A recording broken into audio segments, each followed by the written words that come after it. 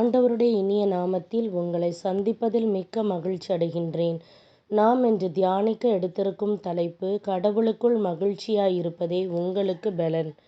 தியான வசனம் நெகேமியா அதிகாரம் 8 வசனம் 10. அவர் அவர்களை பார்த்து, நீங்கள் போய் கொழுத்தவற்றை உண்டு இனிய திராட்சை ரசத்தை குடியுங்கள். எதுவும் தயார் செய்யாதவருக்கு சிறிது அனுப்பி வையுங்கள். ஏனென்றால் நம் ஆண்டவரின் புனித நாள் இதுவே.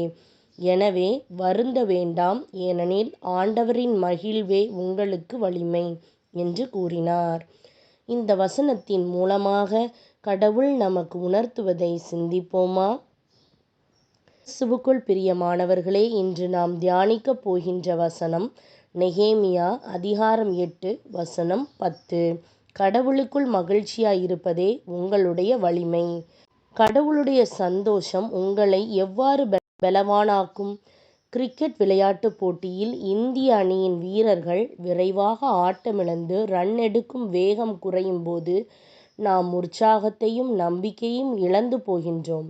அந்த போட்டியில் இந்திய அணி வெற்றி பெற இயலாது என்று எண்ணுகின்றோம். ஆனால் மகேந்திர சிங் தோனியின் பெயர் அடுத்ததாக களமிறங்கும் வீரர் பட்டியலில் வரும்பொழுது அவர் நன்றாக விளையாடி அணியை காப்பாற்றி விடுவார் என்ற நம்பிக்கை நம் இதயத்திற்குள் எழும்புகின்றது.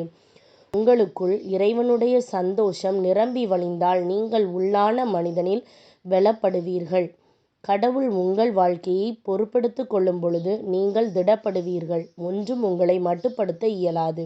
விவிலியத்தில் பரிசுத்த ஆவியின் பலத்தினாலே உங்களுக்கு நன்மை பெருகும்படிக்கு நம்பிக்கையின் தேவன் விசுவாசத்தினால் உண்டாகும் எல்லாவித சந்தோஷத்தினாலும் சமாதானத்தினாலும் உங்களை நிரப்புவாராக என்று எழுதப்பட்டுள்ளது. ஆம், இறைவன் தம்முடைய பரிசுத்த ஆவியானவரின் சந்தோஷத்தினால் நம்மை நிரப்பும் பொழுது நாம் அவரை நம்ப தொடங்குகின்றோம். புதிய நம்பிக்கையும் புது பலனும் நமக்குள் எழும்புகின்றது. விவிலியத்தில் ஸ்தேவானின் வாழ்க்கையில் இது போன்ற திடமான நம்பிக்கையும் பலனையும் காண்கின்றோம். இயேசுவின் சீடராக ஸ்தேவான் ஆண்டவரை பின்பற்றபடியினால் மக்கள் அவரை வெறுக்கத் தொடங்கினார்கள். அவர் மீது கற்களை எறிந்து அவரை துன்புறுத்தினார்கள். அந்த தருணத்தில் பரலோகம் திறந்தது. ஸ்தேவானால் இறைவனுடைய சிங்காசனத்தையும் அவருக்கு அருகே இயேசு நிற்பதையும் காண முடிந்தது. அவர் பரலோக சந்தோஷத்தினால் நிறைந்தவராய் தன் கவலைகள் எல்லாவற்றையும் தனக்கு முன் இருந்த மரண பயத்தையும் மறந்தார். மக்கள் அவர் மீது கற்களை எறிந்த போதும் அவர், ஆண்டவரே, இவர்களை மன்னியும் என்று கூறினார். கடவுளுடைய சந்தோஷம் அவரை இந்த அளவுக்கு திடப்படுத்தி இருந்தது. இன்று நீங்களும், ஆண்டவர், நான் உம்மை காண உதவும், நான் இயேசுவை அனுபவிக்கும்படி என்னை இந்த சந்தோஷத்தினால் நிரப்பும் என்று கூறுங்கள். ஆவி உயர்த்தப்படும். நீங்கள் பலன் அடைவீர்கள். எல்லா உபத்திரவங்களையும் கவலைகளையும் நீங்கள் மறந்து போவீர்கள். சிந்திப்போம், வாழ்வாக்குவோம். நாம் ஜெபிக்கலாமா? அன்பின் ஆண்டவரே, உம்முடைய வசனத்தின் மூலம் என்னோடு பேசுகிறதற்காக உமக்கு நன்றி. இணையில்லாத சந்தோஷமும் சமாதானமும் உம்மிடம் உள்ளது. இவை உம்முடைய சமூகத்தின் ஆசீர்வாதங்களாகும். இப்போதும் நான் ஜெபிக்கும் பொழுது என்னை உம்முடைய பரிசுத்த ஆவியின் மூலமாக சந்தோஷத்தினால் நிறைத்திடும். நீரே என் வாழ்வின் நாயகர் என்று நான் முழு இருதயத்தோடும் விசுவசிக்கின்றேன்.